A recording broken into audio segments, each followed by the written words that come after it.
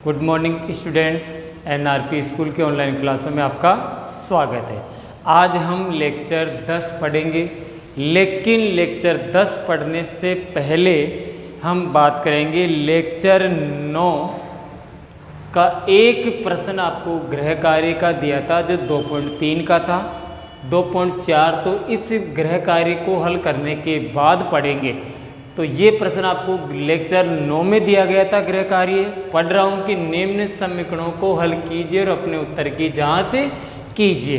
यानी कि निम्न समीकरणों को आपको हल करना, जो समीकरण आपको दिया गया है इस समीकरण को आपको हल करना है। आप सभी विद्यार्थियों ने इसे हल कर लिया होगा, क्योंकि आपको ये कहा गया था कि इस गृह कार्य में दिए गए प्रश्न को सबसे पहले आप रफ में हल करेंगे, उसके बाद बायां पक्ष दायां पक्ष करके देखेंगे, आंसर सही आ जाता है, फिर आपको इसे एसडब्ल्यू में हल करना है। अब आपने ऐसा किया होगा क्योंकि आप सभी अच्छे विद्यार्थी हैं, और अच्छे विद्यार्थी में ये गुण होता है कि वो उनको जो गृह कार्य दिया जाता है वो अपने टीचर्स का कहना मानते हैं और समय पर एसडब्ल्यू का गृह कार्य करते हैं। साथ में अपने पेरेंट्स का भी कहना मानते हैं, घर पे भी वो इधर उधर की फालतू की बातें नहीं करते हैं, सिर्फ पढ़ाई का ध्यान रखते हैं। क्योंकि विद्यार्थी हैं आप, और विद्यार्थी का ये कर्म है कि वो ज़्यादा से ज़्यादा अध्ययन करें और अपने ज्ञान की वृद्धि करें। अब बात चलती है गृह कार्य की। तो आपने कर लिया होगा, मैं इसे हल करके आपको बता रहा हूँ ताकि आपने जो किया वो सही है या नहीं उसका पता आपको लग जाएगा। हाँ जी, तो सबसे पहले हम सवाल हल करते हैं। ध्यान से देखेंगे, 2y प्लस 5/3 है तो हम इसके बटे में 1 ले लेते हैं। इधर 26/3 माइनस y/1।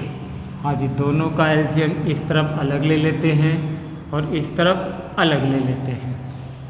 हो गया, एलसीएम 3 आया, इस तरफ भी 3 आया। 1 का भाग 3 में कितनी बार गया? 3 बार। तो 3 को 2 से गुणा किया, 3 दूनी 6y प्लस 3 का 3 में 1 बार। 1 को 5 से गुणा किया तो 5 एकम 5।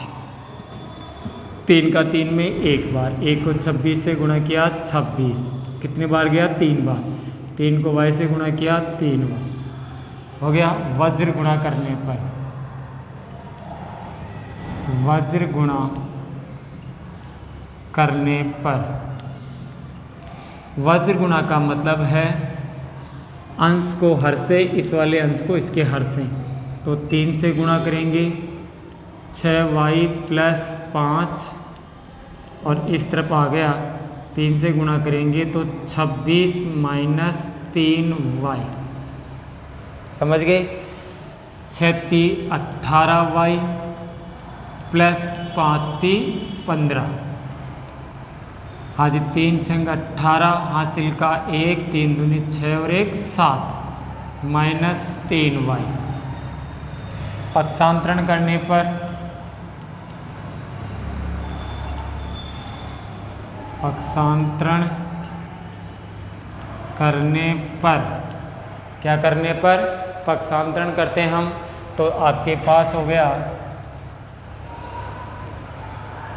18y था, 3y उधर जाते प्लस का हो गया 3y बराबर 78 था। 15 इस तरफ आते ही किसका हो गया? माइनस का। 18 और 3 21y बराबर 8 में से 5 गई तो 3, 7 में से गया तो 6, तो y बराबर 63/21। तो y बराबर 21 का पहाड़ा बोलेंगे, 21 एकम 21, 21 दूनी 42, 21 तिया 63, y का मान आ गया। अब हमें उत्तर की जांच करनी है। क्या करनी है? उत्तर की जांच।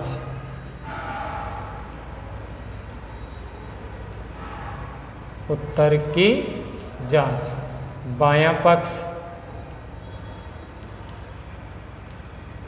हाँ जी, बायां पक्ष आपके सामने है। 2y प्लस 5/3, 2 का 2, y का मान कितना आया 3 प्लस 5/3, 2 तिया 6 प्लस 5/3, दोनों का एलसीएम लेते हैं क्योंकि प्लस और माइनस में जब संख्या बटे में हो तो वो लघुत्तम से ही हल होती है। 3 एलसीएम ले लिया, 3 बार गया, 3 छंग 18 प्लस 3 का 3 में 1 बार गया, 1 को 5 से गुणा किया तो 5, 18 और 5 23/3। अब हम लेते हैं दायां पक्ष। अब दाएं पक्ष को ध्यान से देखो, दायां पक्ष है 26/3 माइनस वाई, 26/3, y के स्थान पर रखेंगे हम 3, एलसीएम ले लो, लघुत्तम 3 आ गया, 3 का 3 में 1 बार, 1 को 26 से गुणा किया, 26 माइनस 1 का कितनी बार गया 3 बार, और 3 तिया 9,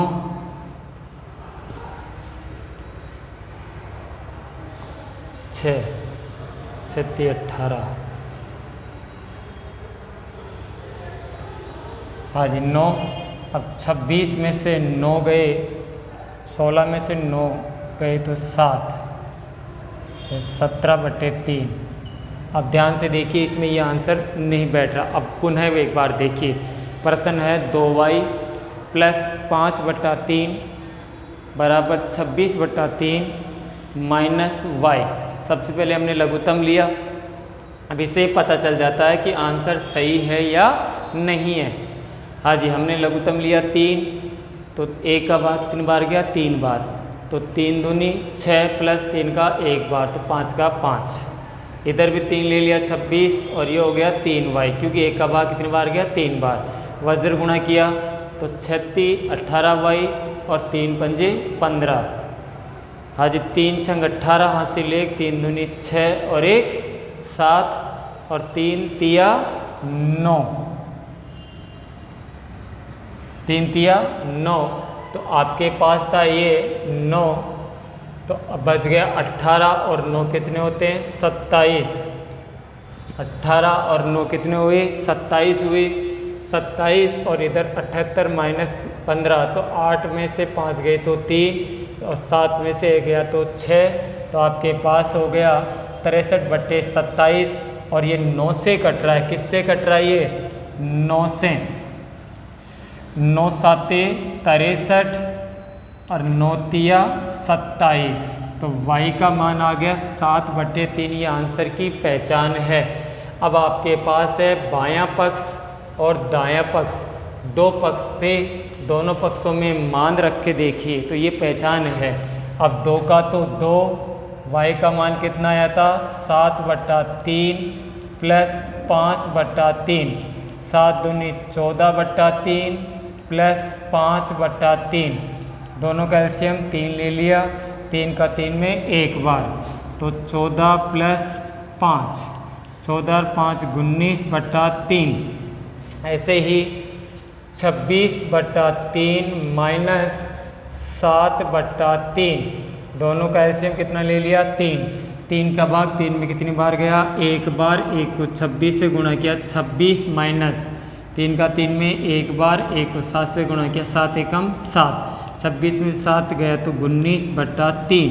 तो ये यहीं पर कंफर्म हो जाता है। अगर दायां पक्ष और बायां पक्ष बराबर नहीं आ रहा है, मान लो अपन ध्यान नहीं दें, यहाँ तक ही छोड़ दें, तो यहाँ तक छोड़ते अपन कैसे कह सकते हैं कि अपना आंसर सही है या गलत है। इसीलिए उत्तर की जांच की जाती है। जैसे ही आंसर बराबर अगर आ जाता है दायां पक्ष और बायां पक्ष, तो आप समझ जाएंगे कि आपका आंसर सही है।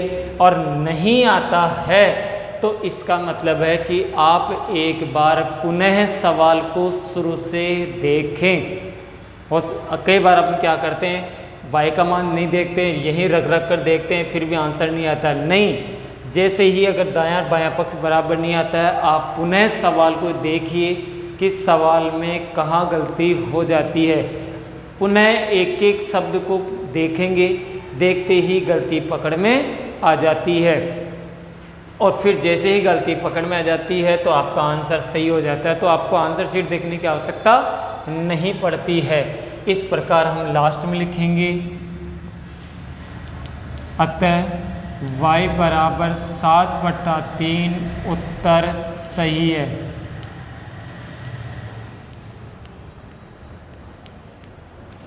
इस प्रकार आपका गृह कार्य कंप्लीट हुआ। अब बात चल रही है एक्सरसाइज 2.4।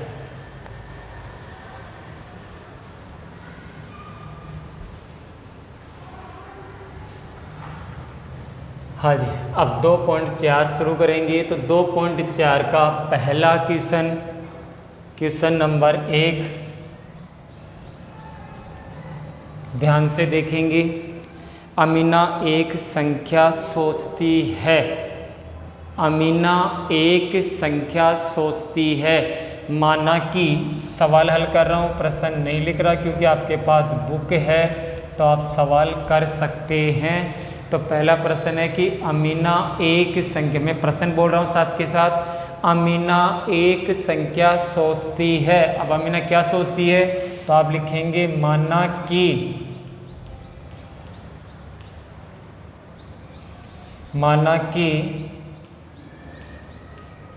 अमीना संख्या सोचती है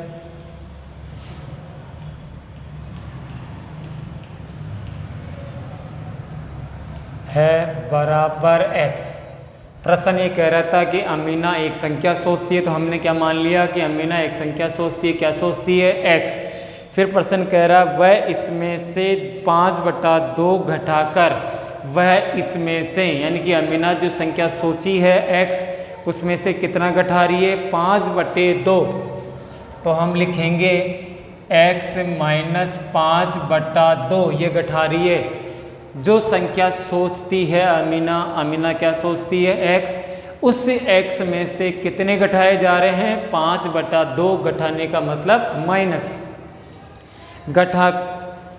घटाकर परिणाम को कितने से गुणा करती है, 8 से। जैसे ही इसको घटाती है, घटाने के बाद बची हुई संख्या को कितने से गुणा करती है, 8 से, और 8 से गुणा करती है। अब जो परिणाम मिलता है वह सोची गई संख्या की 3 गुनी है। जो भी परिणाम है वो जो संख्या सोची थी उसका 3 गुना हो जाता है। मतलब इस सोची गई संख्या का कितना गुना हो जाता है, 3 गुना। तो हो गया 3 गुना x, अर्थात 3x हो गई।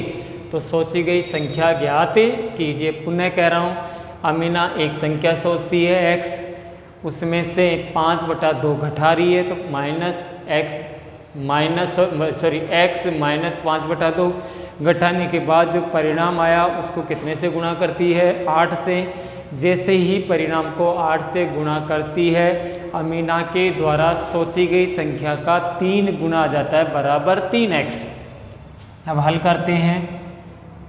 ये दोनों से ही गुणा है, तो पहले x से गुणा करेंगे तो 8x माइनस इससे गुणा करेंगे तो ये हो गया, 2 से कट गया, 4 बार 4 पंजे 20 बराबर 3x।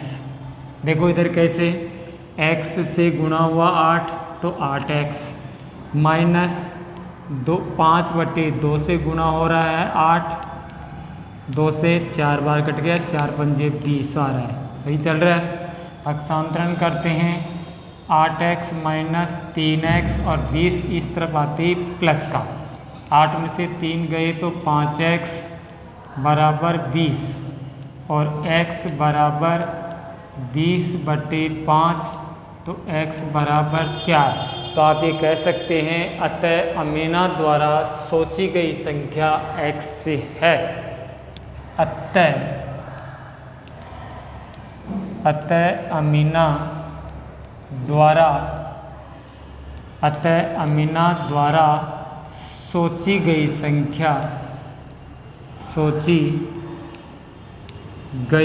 एक संख्या है बराबर 4। अतः अमीना द्वारा सोची गई संख्या है 4। समझ गए। अब इसके बाद प्रश्न नंबर 2 मैं ये संख्या प्रश्न लिख देता हूँ क्योंकि प्रश्न थोड़ा सा इम्पोर्टेंट है। क्वेश्चन नंबर 2, प्रश्न नंबर 2 क्या कह रहा है? दो संख्याओं में पहली संख्या, दो संख्याओं में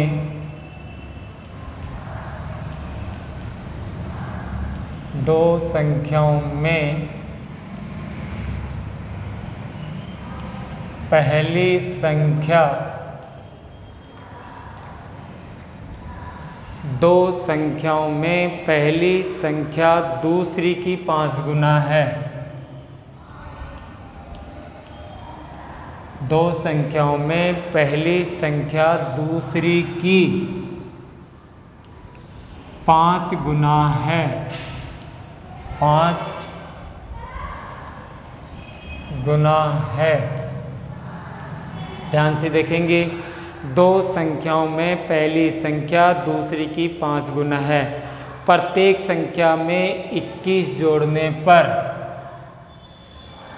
प्रत्येक संख्या में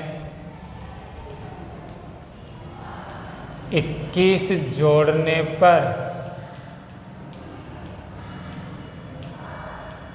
प्रत्येक संख्या में 21 जोड़ने पर पहली संख्या दूसरी की,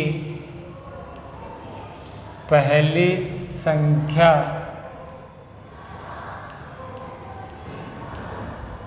दूसरी की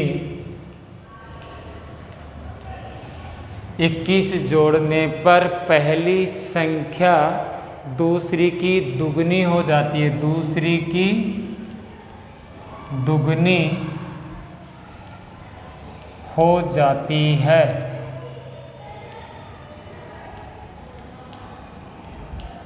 दूसरी की दुगनी हो जाती है। संख्याएं ज्ञात कीजिए। संख्याएं ज्ञात कीजिए।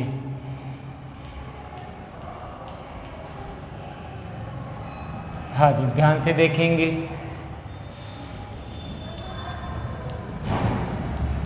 देखिए, दो संख्याओं में पहली संख्या दूसरी की 5 गुनी है, मतलब पहली संख्या और दूसरी संख्या, तो पहली संख्या दूसरी की 5 गुनी है, तो इसका मतलब दूसरी छोटी है और पहली बड़ी है, तो हम दूसरी को मानेंगे। माना कि दूसरी संख्या, माना कि दूसरी संख्या बराबर x, पहली संख्या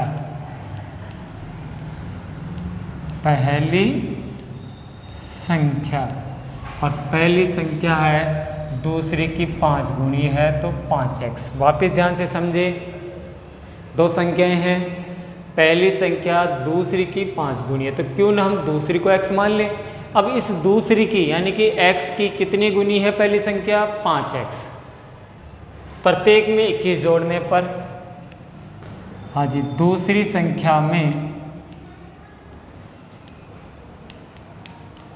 21 जोड़ने पर, जोड़ दीजिए, तो x प्लस 21 और पहली संख्या में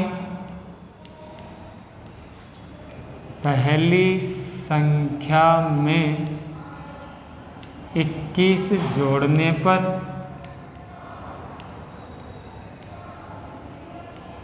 तो इसमें भी जोड़ दीजिए, 5x प्लस 21, दोनों में 21 जोड़ दिए। अब जोड़ते ही प्रश्नानुसार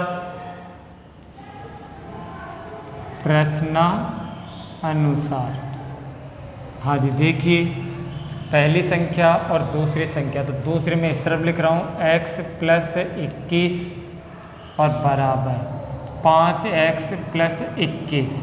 अब ध्यान से देखेंगे, पहली और दूसरी दोनों संख्याएं बराबर तो हो नहीं सकती। पहली संख्या तो बड़ी है, दूसरी छोटी है। प्रश्न पढ़ रहे हैं, 21 जोड़ने पर पहली संख्या दूसरी की दुगनी हो जाती है। जो पहली संख्या है, अब पहली संख्या कितनी है 5x + 21, ये पहली संख्या है और ये दूसरी संख्या है। जो पहली संख्या है, पहली संख्या दूसरी की दुगनी हो जाती है, तो दूसरी कौन सी थी, ये वाली। इस संख्या की ये दुगनी हो रही है, तो क्यों ना ये दुगनी हो रही है, कम है तो इसको 2 से गुणा कर देते हैं। वापिस ध्यान से समझेंगे, समीकरण यही बनता है, पहली संख्या ये रही, दूसरी संख्या ये रही, पहली संख्या दूसरी की यानी कि पहली जो संख्या ये, इस दूसरी संख्या की ये दुगनी है, ये ज़्यादा है 2 गुना है, ये 2 गुना कम है तो इसको 2 से गुणा कर देंगे अब कम वाली को। अब दोनों बराबर हो जाएंगे, गुणा कर दीजिए। 2x + 21 दूनी 42, 5x + 21 पक्षांतरण करते हैं। 2x - 5x, इस तरफ 21 था, 42 माइनस का हो गया, बच गया माइनस का 3x और यहाँ माइनस का हो गया 21, तो x बराबर -21 बटा -3, माइनस और माइनस प्लस और 3 × 7 = 21, तो x आ गया आपके पास 7। तो माना कि दूसरी संख्या, सॉरी अतः मान चुके थे पहले, अतः दूसरी संख्या, अतः दूसरी संख्या कितनी है 7, क्योंकि x थी। आप चाहें तो ऐसे भी लिख सकते हैं x बराबर 7, और पहली संख्या, पहली संख्या कितनी थी, पहली संख्या 5x, तो 5 × 7, 7 × 5 = 35। इस प्रकार आपका आंसर आ गया, दूसरी संख्या तो 7 और पहली संख्या 35। प्रश्न नंबर 2 इसका कंप्लीट हुआ। अब प्रश्न नंबर 3, कौन सा प्रश्न, प्रश्न नंबर 3 है, महत्वपूर्ण प्रश्न है, 2 अंकों वाली, कितने अंकों वाली, क्वेश्चन नंबर 3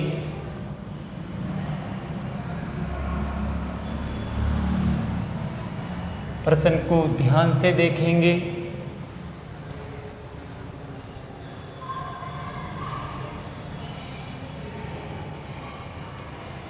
या ऐसा करता हूँ, मैं क्वेश्चन तीसरा न करवा कर मैं ये प्रश्न आपके लिए छोड़ रहा हूँ और प्रश्न नंबर 8 पे आ रहे हैं। क्वेश्चन नंबर 8 ध्यान से देखेंगे। हिरणों के एक झुंड का, हिरणों के एक झुंड का, हिरणों के एक झुंड का आधा भाग, आधा भाग मैदान में, हिरणों के एक झुंड का आधा भाग मैदान में चर रहा है, मैदान में चर रहा है, और शेष भाग का, और शेष भाग का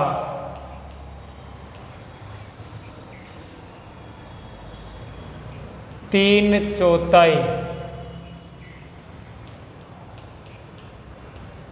और शेष भाग का 3/4 पड़ोस में ही खेल कूद रहा है, पड़ोस में ही खेल कूद रहा है, खेल कूद रहा है। हो गया। शेष बच्चे 9 हिरण, शेष बच्चे 9 हिरण, शेष फिर भी 9 बच गए हैं। शेष 9 हिरण एक तालाब में पानी पी रहे हैं। शेष बचे 9 हिरण एक तालाब में पानी पी रहे हैं। शेष बचे हुए तालाब जो 9 थे वो तालाब में पानी पी रहे हैं। झुंड में हिरणों की संख्या ज्ञात कीजिए। झुंड में हिरणों की संख्या, झुंड में हिरणों की संख्या ज्ञात कीजिए, ज्ञात कीजिए। तो सबसे पहला काम है कि झुंड में कितने हिरण थे ये आपको ज्ञात करना। तो सबसे पहले हम मानेंगे कि माना कि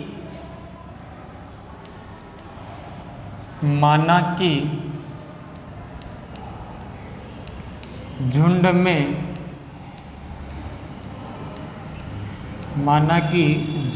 में हिरणों की संख्या, झुंड में हिरणों की संख्या है बराबर x। हमने झुंड में हिरणों को मान लिया x। ये तो हो गए आपके पास जितने भी झुंड में हिरण थे वो x।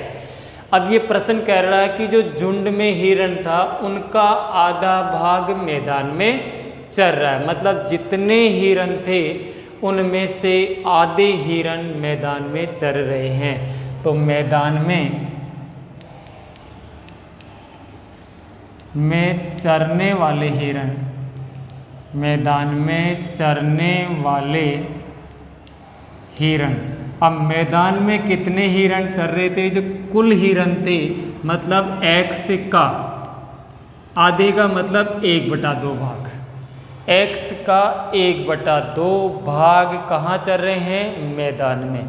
तो ये आपके पास का मतलब होता है गणित में गुणा। तो x गुणा 1/2, x/2 हिरण आपके मैदान में चर रहे हैं।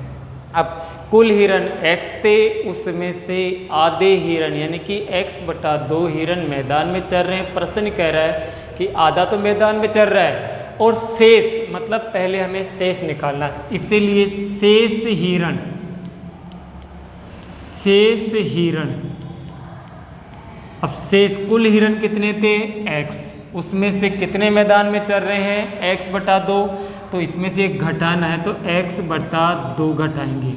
एलसीएम कितना ले लिया? 2 ले लिया। यहाँ पर 1 का भाग 2 में कितनी बार गया? 2 बार।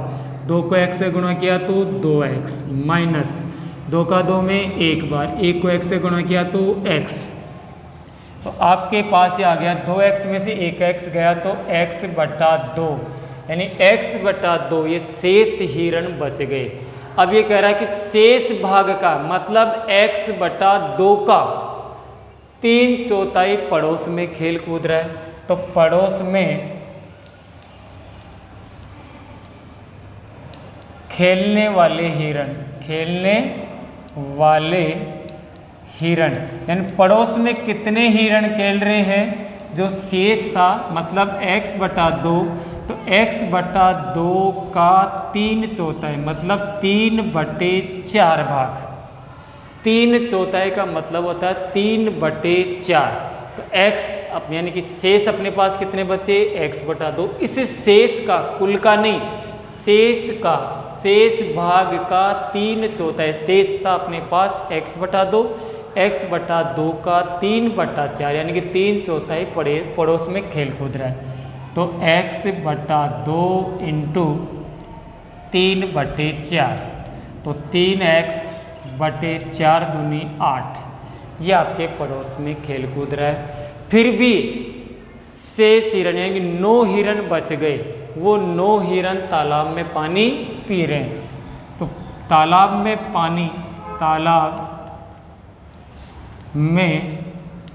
पानी पीने वाले हिरण, पानी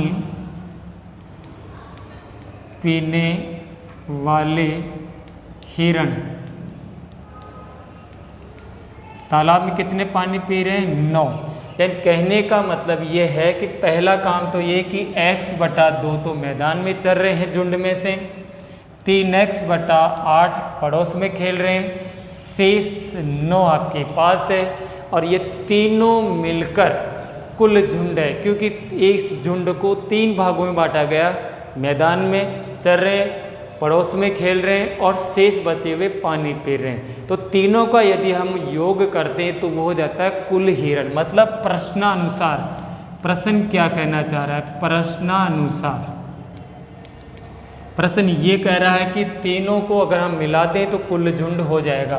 तो x/2 प्लस 3x/8 प्लस 9 बराबर x, क्योंकि झुंड था, झुंड को ही 3 भागों में बांटा गया था। पहला भाग x/2, दूसरा भाग 3x/8 और तीसरा शेष बचे हुए थे 9। तीनों का योग बराबर कुल झुंड। अब हम पक्षांतरण, सबसे पहले एलसीएम ले लेते हैं। इनका एलसीएम 8 आ गया, 2 का भाग 8 में कितनी बार गया, 4 बार, 4 को 1 से गुणा किया तो 4x, प्लस 8 का 8 में 1 बार, 1 को 3 से गुणा किया 3x, प्लस 8 बार, 9 8 72 और बराबर x। अब यहाँ इधर देखिए आप, 4 और 3 7x, 7x प्लस 72 बटे में 8 बराबर x। वज्र गुणा करते हैं तो वज्र गुणा में आपके पास हो गए 8x बराबर 7x plus 72, पक्षांतरण 8x minus 7x बराबर 72, तो x बराबर 72। तो अतः कुल हिरण बराबर 72। तो आपके झुंड में कुल कितने हिरण थे, 72 हिरण थे। अब एक प्रश्न में गृह कार्य के लिए दे रहा हूँ, किसके लिए दे रहा हूँ, गृह कार्य के लिए। ध्यान से देखेंगे,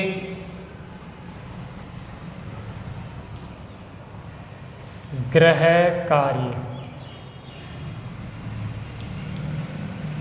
ध्यान पूर्वक देखेंगे। गृह कार्य में, गृह कार्य का प्रश्न है, अमन की आयु,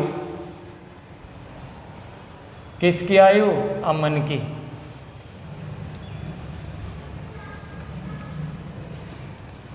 अमन की आयु। क्वेश्चन 1, अमन की आयु उसके पुत्र की आयु की, उसके पुत्र की आयु की, अमन की आयु उसके पुत्र की आयु की 3 गुनी है। पुत्र की आयु की 3 गुनी है। 10 वर्ष पहले, 10 वर्ष पहले, 10 वर्ष पहले उसकी आयु, 10 वर्ष पहले उसकी आयु, 10 वर्ष पहले उसकी आयु पुत्र की आयु की, पुत्र की आयु की 5 गुनी, 10 वर्ष पहले उसकी आयु पुत्र की आयु की 5 गुनी थी। दोनों की, दोनों की वर्तमान आयु, दोनों की वर्तमान आयु ज्ञात कीजिए।